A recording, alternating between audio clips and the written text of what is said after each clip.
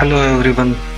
आज आपण शिकणार आहे स्ट्रक्चर मॅपिंग, जे की आपल्या SMC आणि ICT दोन्हीसाठी इम्पॉर्टंट गोष्ट आहे. कारण त्याच्यामध्ये आपल्याला समजणार आहे की आपण एक्झॅक्टली कोणत्या स्ट्रक्चरमध्ये आहे, बुलिश स्ट्रक्चरमध्ये आहे, बेअरिश स्ट्रक्चरमध्ये आहे.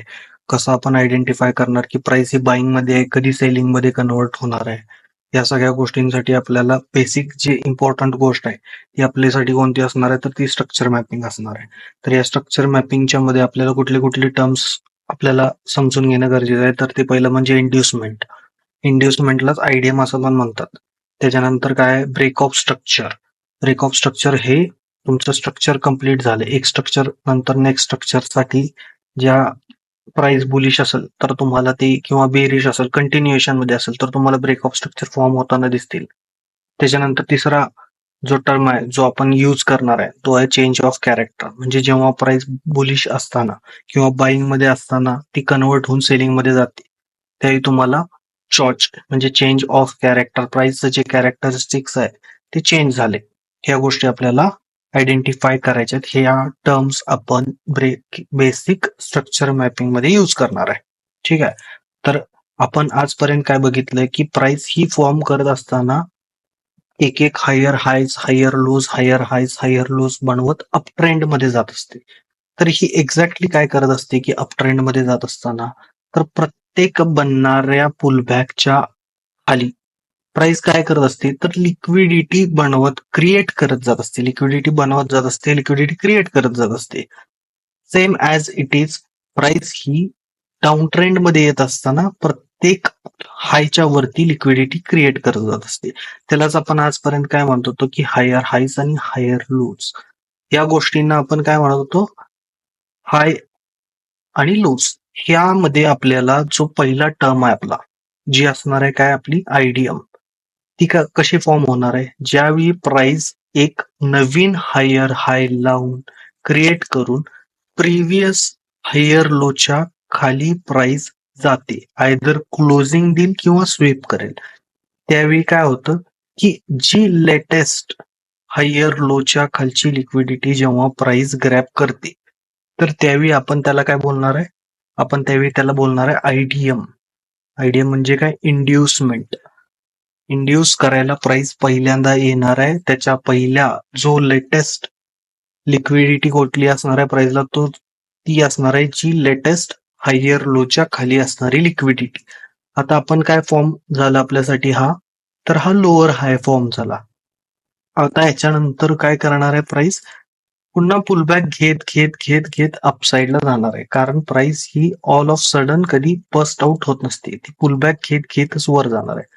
ज्यावेळी प्राइस ही आयडीएमने फॉर्म केलेल्या हायच्या वरती क्लोजिंग देते, त्यावेळी त्याला आपण बोलणार आहे ब्रेक ऑफ स्ट्रक्चर. काय बोलणार आहे, ब्रेक ऑफ स्ट्रक्चर. आता नॉर्मल हायज आणि लोज मध्ये आणि आयडीएम आणि बॉस फॉर्म झाल्यानंतरच्या हाय लोज मध्ये काय डिफरन्स असणार आहे. नॉर्मल जे आपण फॉर्म होताना बघितलं की ते higher highs, higher lows, higher highs, higher lows बनवत मार्केट अपसाईडला मूव्ह होते. पण ज्यावेळी आयडीएम फॉर्म होते त्यावेळी तुमचा एक कन्फर्म हाय क्रिएट होतो मार्केटमध्ये. काय फॉर्म होतो, एक कन्फर्म हाय. आणि ज्यावेळी त्या कन्फर्म हायच्या वरती प्राइस क्लोजिंग देते, प्राइस क्लोजिंग देते, त्यावेळी तुमचा कन्फर्म काय होतो, लो. लो कन्फर्म होतो. आणि त्याच वेळी जर प्राइस पुन्हा रिट्रेसमेंट करत डाऊन साईडला येत असेल आणि तुमच्या फॉर्म होणाऱ्या जो कन्फर्म लो आहे त्याच्या खाली जर प्राइस क्लोजिंग देत असेल, प्राइस काय करत असेल, क्लोजिंग देत असेल, तर त्या गोष्टीला तुम्ही काय बोलणार आहे, चेंज ऑफ कॅरेक्टर. याचा अर्थ काय झाला की आता प्राइस जी अपसाईडला मूव्ह होत होती ती आता तिचं कॅरेक्टरिस्टिक्स चेंज झाले आणि प्राइस आता डाऊनवर्ड डिरेक्शन मध्ये मुवमेंट देत आहे. तर आपल्याला आता इथून पुढे फॉर्म काय होणार, तर हायर लोज आणि लोअर हायस हे क्रिएट होत जाणार. लोअर लोज, लोअर हायस. 4 आवरली टाइम फ्रेम मध्ये आपण एका स्ट्रक्चरच्या,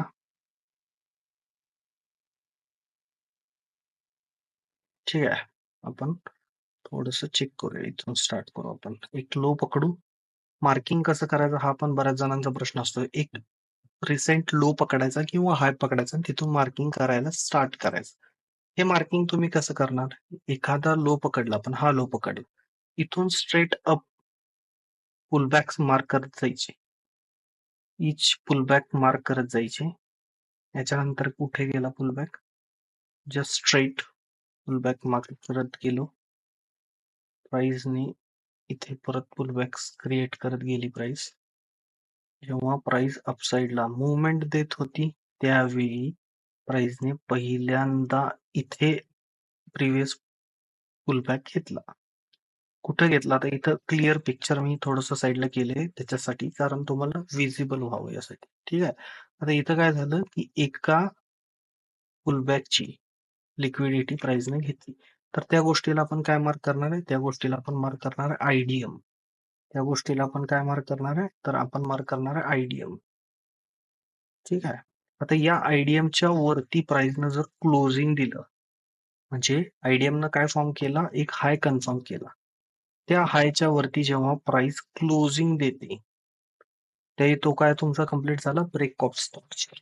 आणि त्या ब्रेक ऑफ स्ट्रक्चर नंतर तुम्हाला काय मिळणार आहे? एक कन्फर्म लो.